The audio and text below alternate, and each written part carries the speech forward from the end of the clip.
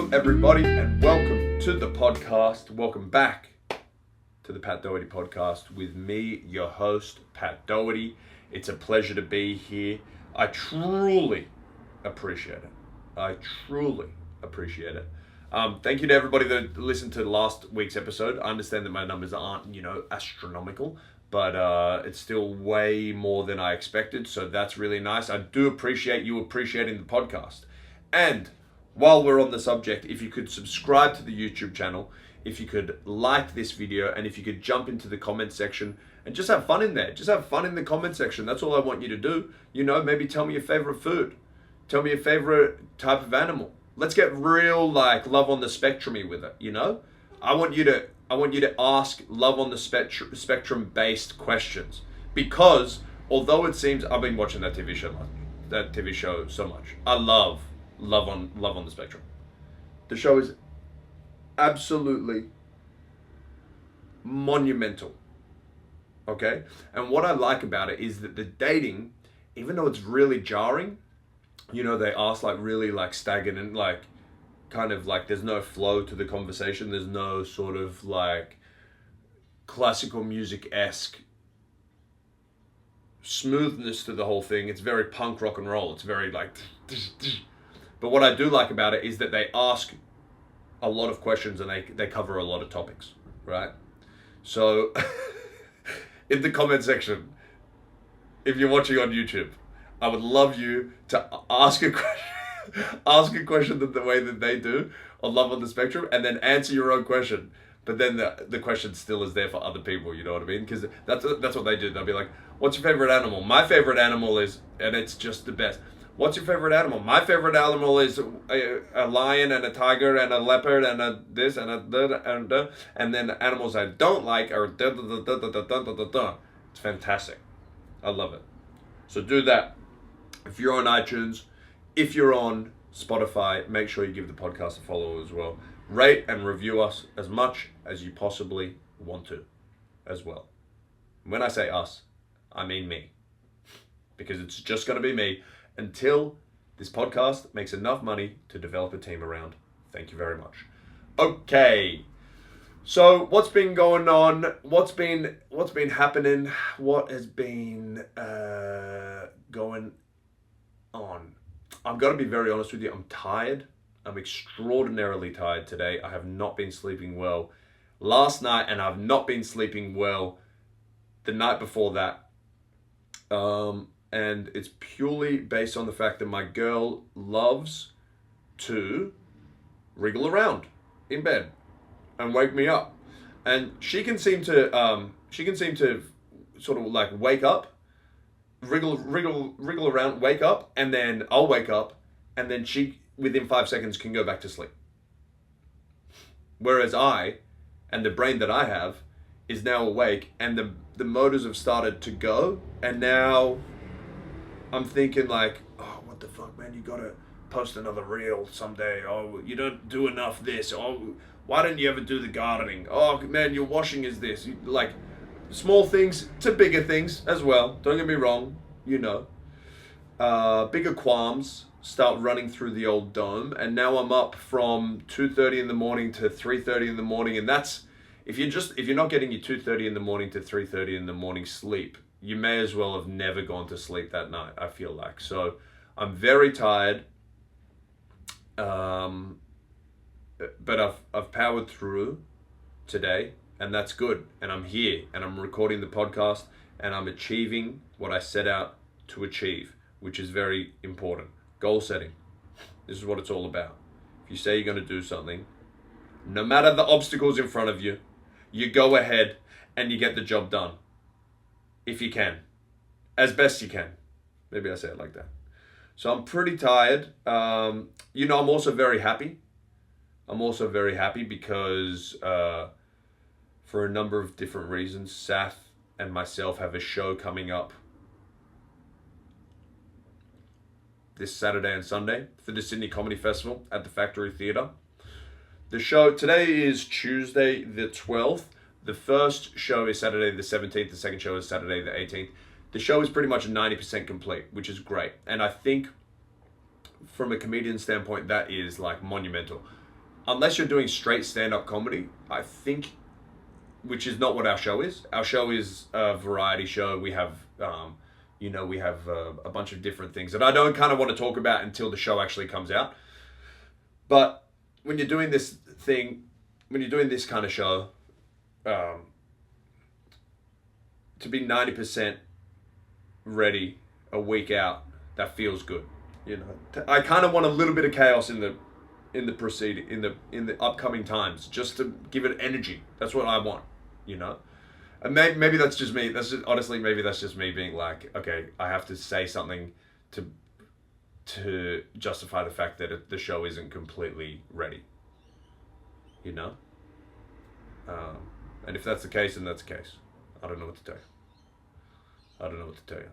But I'm looking forward to this weekend, and thank you very much for everybody that bought tickets already. That's an exciting time. I'm a bit nervous to perform in front of people that I know, my friends and family. My half bro, Little P, he's gonna come through on Sunday, and this is gonna be the first time I'm doing comedy in front of him, which is gonna be very daunting, I do imagine. But I'm excited. I'm very excited to do that. A couple other friends that I haven't seen in a while hitting me up on Instagram saying they're coming along to either Saturday or Sunday, so I do appreciate that as well. I find it much easier to perform to complete strangers than I do to performing in front of friends and family. And I don't exactly know what that is. Maybe I just give a fuck more about if they like it or not. But I've been doing it for such a long time, I know that the show's going to be good. So it is what it is, and it will be a lot of fun. So that's good. I'm also very excited for the fact that we have a new, and when I say we, I'm talking about Australia. Australia has a new welterweight champion in the UFC, baby. His name is Jack Della Maddalena. And he absolutely whipped Belal Muhammad to receive the strap via unanimous decision. It was a beautiful thing to see. The head work was unreal. The hands, unreal. Footwork, unreal. I mean, he got taken down a couple of times, but he managed, for the most part, to get right back to his feet and dictate the fight. And it's somebody who is not too savvy necessarily with the ins and outs of MMA as a sport, from an athlete's perspective or a coach's perspective. I am somebody who has been watching it since I was pretty much, I would probably say 13, 14, So there's almost, 12, maybe 12 or 11. So there's over 20 years of me watching this fucking sport, which is crazy to say. And also that means, yes, I'm 32 years old. But anyway, and I got to say, it was an exciting fight. It was a very exciting fight. Some of these title fights can be a little bit boring because, once a champion becomes a champion, they start getting paid more money, they get given more opportunities, all that kind of stuff. And it's like, maybe it's safer to take this fight to a decision. I know how to win the game via points, is the thought process. And we've seen that with a lot of champions. Kamaru Usman, GSP, they're two that I can think of. Funnily enough, both welterweight fighters as well. But Belal Muhammad, God bless him, he went out there and he put on a fight. And he risked it all to maintain his belt. Unfortunately, it wasn't enough, and it's coming back to WA via JDM. Sensational stuff. I absolutely loved the fight. I thought it was fantastic. It was a pretty decent fight card overall, actually, if you're a fan of the UFC. UFC 315, Valentina Shevchenko maintained her belt in the featherweight division. She absolutely butchered the French lady. I can't remember her name. Marion something or other. And then you had Jose Aldo was robbed once again. And if you're MMA, if you're a UFC diehard, you'll know that the last two fights, Jose Aldo, the King of Rio, one of the great featherweight champions of all time in UFC history, has been robbed twice in his last two fights. And I do believe that he beat the Canadian he fought over the weekend. I truly do. Yes, in the third round, if you did watch the UFC, he absolutely blitzed him, you know, went from side to side in the octagon, just throwing knees and kicks and fucking haymakers and really exerting himself, which led to him, unfortunately, being on his back for about 2.5 minutes, getting relatively dominated. And when I say relatively dominated, I would say dominated, you know, I would. But the first 2 rounds were completely his. So how is that fair that he loses the fight when he's dominated 2.5 rounds of an entire fight, and the other fighter just sort of bests him for half a round? Somebody answer me that question, you know? And I tell you why I actually liked watching the UFC, because I know this is very specific, and I'm sorry. But sometimes I will talk about the UFC or NRL because I like it, and I like talking about it. But this is why I think that I enjoyed it, and I'm feeling quite good right now. Because I found my perfect spot, you know? And I found one of my perfect things that I like to do. And it's at Surly's. There's a bar over in Surrey Hills. It's a cool little bar. It's like a real American-esque type of bar, you know? Maybe Canadian. No, they have American flags around the place. American-style bar. And I just got confused because they serve poutine. And I know that's a very Canadian thing. Maybe it's like a North American amalgamation. Whatever. So I go to that bar. I like that bar. When I watch the UFC, what I really like is I really, really want to have chicken wings, and I want to have Bloody Marys. Now, I understand that Bloody Marys are famously the drink you have when you're hungover. I understand that. But I've grown to love Bloody Marys so much that I will just sort of have them at any given time, you know, when appropriately drinking. Or inappropriately, whatever. I love a Bloody Mary so much. And so Surly's, they do phenomenal Bloody Marys, amazing Bloody Caesars, $15 Bloody Caesars on the Sunday. So come on, UFC's always on Sunday. Chicken wings. And then I don't think a lot of people get around the UFC as aggressively as I do. So very much like the case was on Sunday, the bar is relatively busy, not too busy. You can always get a good table. It will be packed when there's a massive superstar on the lineup. Volk, Adesanya, Conor McGregor. You know, not that Conor McGregor has fought in like 6 years, but you know what I'm talking about. John Jones, people like this, Pereira to a degree. And so this is why it was the perfect thing for me on Saturday. I'm sitting there with my girl, who is an Americana herself. So she's loving the whole experience. She's got a Bloody Mary. I've got a Bloody Mary. We're eating chicken wings. We're having poutine. We've got giant jugs of frosty cold water with lime in it, which is an absolute essential. A lot of people will be like, when they're boozing, they just want to booze, but you got to have the water there as well to rehydrate to enjoy the entire experience, okay? That's just the truth of the matter. And the fight's on. The sound is great. The location is phenomenal. Company is brilliant. Food and drinks, sensational. I just felt at peace. Whenever I'm doing that, I just know that I'm right where I need to be. You know, a lot of people are like, yeah, I want to go to Europe. I want to be on the Amalfi Coast. I want to be having Aperol Spritz after I've just rented a Ferrari for 2.5 months while I go up and down the coast. I want to be staying in a seaside villa with the curtains blowing in the wind onto my marble fucking balcony, you know? And I understand that, and that's beautiful, and I would also like to do that. That would also be a happy place for me. I'm just saying, Bloody Mary, chicken wings, UFC, that's a happy place for me. And I think you got to be able to all find your own happy places. Whatever that looks like for you. You got to find your happy place, and you've got to be there at least one time a week. You know your real happy place. Because that's a real happy place for me. Another happy place is in bed at night, every night. And if that's the case, you should be in bed every single night enjoying that. You know, the beauty of that. But I'm talking about the little extra special happy places. That's, you know.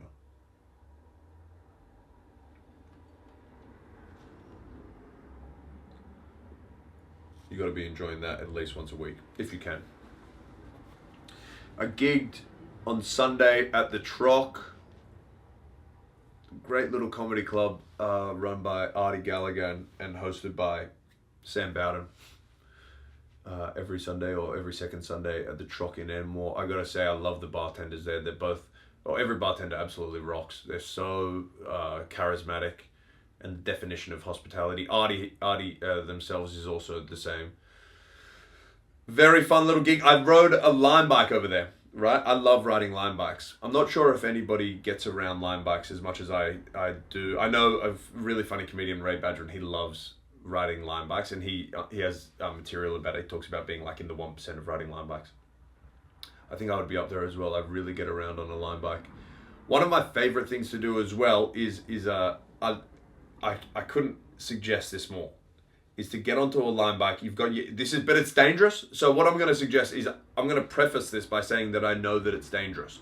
And I'm going to say that if you're going to do this, you got to be a good road user. You know? You got to be aware that other people are using the road with you to be able to fully enjoy this experience. I like to have, like, you know, okay, let's say I'm leaving the UFC. I've had maybe 2 Bloody Marys over the course of 4 hours. I'm legally able to drive. But I'm feeling good about myself. My inhibitions are a little bit dipped, probably, or something, you know, whatever alcohol does to you.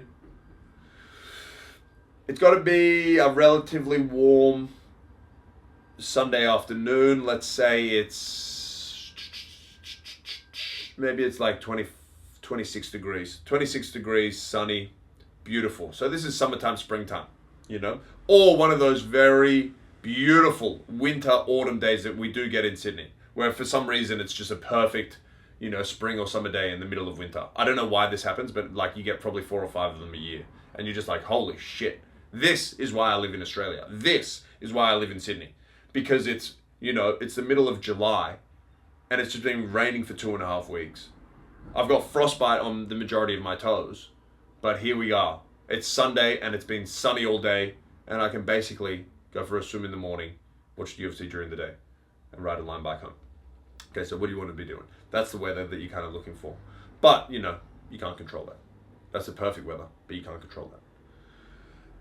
And then I like to jump onto the line bike. I get the headphones in, bang, and then I like to turn on my favorite song for whatever the moment is. Everybody has their favorite song, constantly rotating, as it always does. I would say that my favorite song right now, if I had to think about it, I haven't been listening to too much music as of late, which is a crazy thing to say. I understand that.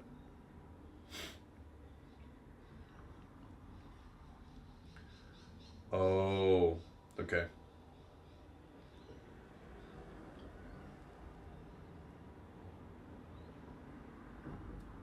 Okay, I really like this song called Doughboy right now.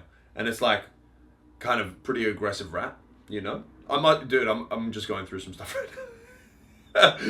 I must be going through some stuff right now if I'm really into sort of the rap game this hard. I'm not really. I think I just watched a podcast with this guy. Anyway, it's Doughboy, and it's featuring Tara Reid, who's the guy that I saw on the podcast. And it's by Joey Valance and Bray.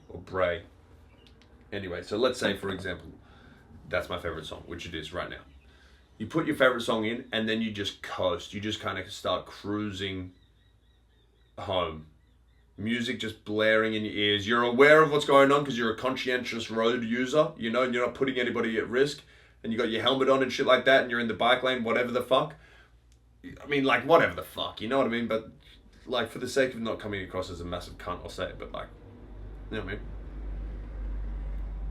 And you just cruise along, dude, and it's got to be one of the most fantastic feelings you could possibly ever have. And, I got hair in my mouth. And if you don't like that, there's nothing that I can do. If you don't like being a little bit cut, riding a line bike home, listening to your favorite music on a sunny Sunday afternoon, there is nothing I can do for you. There is nothing I can do for you. You can judge me all you want on that and say, I can't believe you like doing that. Sure, buddy. Sure. It's not going to stop me from doing it. Certainly not going to stop me from doing it. I tell you what it's going to make me do. Not hang out with you. I'm not going to hang out with you. And I'm not going to tell you about all the adventures I get up to on my line bike on Sunday afternoons, sunny Sunday afternoons on my line bike. I'm not going to tell you about them. All right? And guess what? You're the one that's going to be missing out. Because what are you going to do? Jump in an Uber? Get on a bus? Get in a taxi? Get in an Uber? I already said that? Then sure, go ahead and do it. I've been on those platforms before and I enjoy them as well. All I'm saying is that I like to get the wind in my hair on a Sunday arvo. I like to feel it just going over my face. Pause. Getting too heated about the fucking line bike shit. Jesus Christ. Anyway, it's just sensational, and this is good water. I'm going to drink some of this.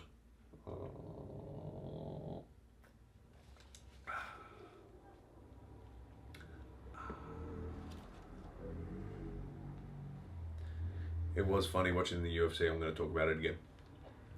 It was funny watching the UFC because my girl, she goes,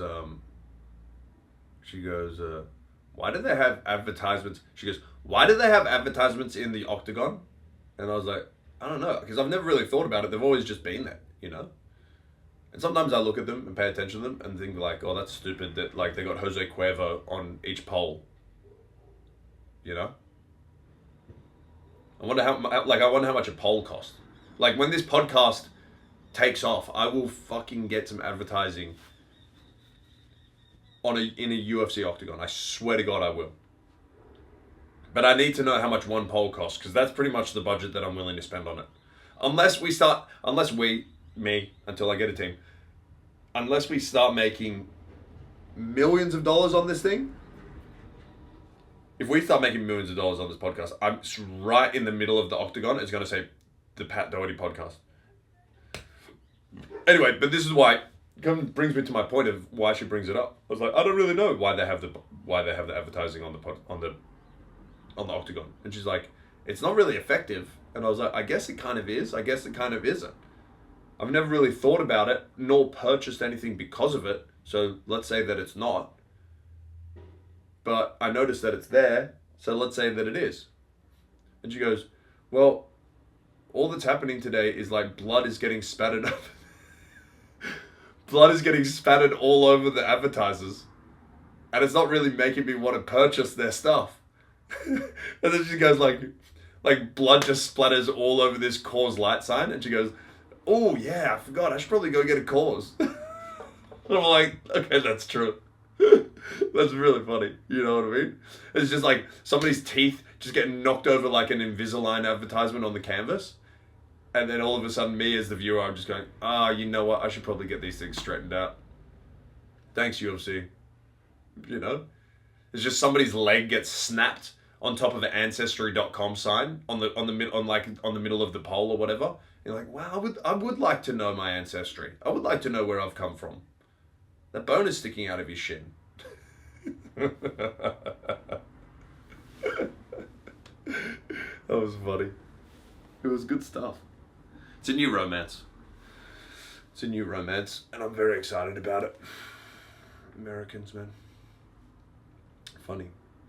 What else has been going on? Watch the Swans. It's been a pretty... I've been working on this hair commercial all last week, right? And this is a new thing for me. I used to work as a talent manager, an assistant talent manager for some of my friends. And for my friend's company, you know. And you would work out brand deals for certain comedians and blah, blah, blah. And I've seen, you know, people like Will Gibb and other comedians and online content creators get these brand deals and thought, yeah, I'm going to get some of that stuff one day for myself, you know? And this is what it was. It was a brand deal with the company. I don't think I can really talk about the details too finely until the actual thing comes out, which I guess will just come out on my socials. Anyway, I've been working on that. I'm not going to talk about too much because I don't know. I don't want it to get fucked up or whatever. But I've been working on that last week. So doing that and the show with Sats, of course, has just allowed me to just be watching a lot of sport on the sides, which is kind of cool because as a comedian, generally what you do is like you kind of write at some point during the day, then you go and do your other job unless you're really successful, and then you have like you can just do that all day. So like you might be writing, let's say you're on a level where you don't have to work somewhere else, right? So you're writing maybe, and then you might be filming some content throughout the day, and then you're gigging at nighttime. Let's just say that's a regular kind of thing. There's a lot of moving parts is what I'm trying to get at here, regardless of the level that you're at. Let's say you're the most successful comedian. You do radio in the morning, and then maybe you're writing something for your live performance throughout the day, and then you're filming for a TV show. The career choice means that you've got to be doing a lot of stuff constantly. So working on this brand deal was fantastic because it was the only thing, as well as the show with Seth, that I really had to kind of focus on. Whatever, dude. I think you get the point. All I'm trying to say is that I had a lot of time to watch sport over the weekend, which I like because I love watching sport. Why am I rambling like this, dude? What's wrong with me? Anyway, I think there's bugs in my head. That's the problem. I think there's bugs in my head, and there's bugs in my arms, and there's bugs under my skin, and there's bugs in my shoes. And that's what's distracting me so much. The craziest person ever. Oh, it's the bugs. Anyway, so I watched the Swans with my dear friend WBH, Will Bentley. I don't know if he wants me to say his full name on the podcast, but one of the absolute lords of the world, a guy that I grew up with. Now, as you know, I'm a big fan of the Tigers as well, and this is a very sport-heavy podcast. Sorry. Some of them will be. The Tigers traditionally suck and have for the past 20 years. The Swans traditionally are quite good and have been for the past however many years. Now, there's something that's going on right now, which is tricky, because going for the Swans, they would generally win most weekends, and that's good. That makes you feel pretty good, because the Tigers would inevitably lose, right? So as a Sydney sider, I can be like, well, at least Sydney Swans are still good, even though the Tigers have not played well, right? The ideal weekend is that the Swans win, the Tigers win, and the person that I'm going for in the UFC, they win as well. Bang! Beautiful stuff. But, dude, I'm watching the Swans with WBH at a pub, the Four in Hand in Paddington. Great pub to watch the AFL if you're ever interested in watching the AFL somewhere. And these Swans, man, they go down so aggressively. Dane Rampe, who's the captain of the team, we actually went to school with him. He was a couple of years above us. And I guess he's like a veteran now, really, in the game, which is kind of crazy to think about. But they just didn't really turn up, and I don't know what's going on. They're like not playing well this year. I mean, they got to 2 grand finals in the past 3 years, choked both times. That's fine, you know. Get to the big dance, you learn, you grow, you get better. That's just how these things go, you know what I mean? But yeah, man, they for the first 3 quarters, they just did not turn up. Put the gas on in the fourth, and really sort of made an attempt at winning the game from there. But I think it was just a little too late. And then I tell you this because the Tigers also went down. So there was no balance, you know. The Swans didn't win to make me feel good because of the Tigers' loss. And the Tigers didn't win to make me feel good about the Swans' loss. Both my teams went down. And the Tigers went down bad, 62-0 against Melbourne, which was kind of maybe going to happen because Melbourne lost to Canberra last week, and maybe they just came out with a bit of fire in their belly. Plus, we were playing down in Melbourne at the time. Unfortunately, I didn't watch that game because I was watching the UFC. Conflicting operations, but I was keeping up to date with the live stuff online. But it's a bit of a shocker, you know. The thing is, I think JWM's win in the UFC was so powerful though, because I don't really give a fuck about either the Swans or the Tigers this weekend, which is great, you know. That's the power of believing in a young gun such as JDM. His victory meant that the losses of both the Swans and the Tigers were minuscule. So thank you very much. I guess, honestly, what this entire podcast is about today is basically saying thank you to Jack Della Maddalena for winning the welterweight strap, you know? What time we at? Oh my God, it's already been half an hour. Look, that's it. That's episode done and dusted. I deeply appreciate it. Make sure, that was a lot of rambling once again, but we're going to get somewhere with this thing. And I'll see you next week. Thank you very much.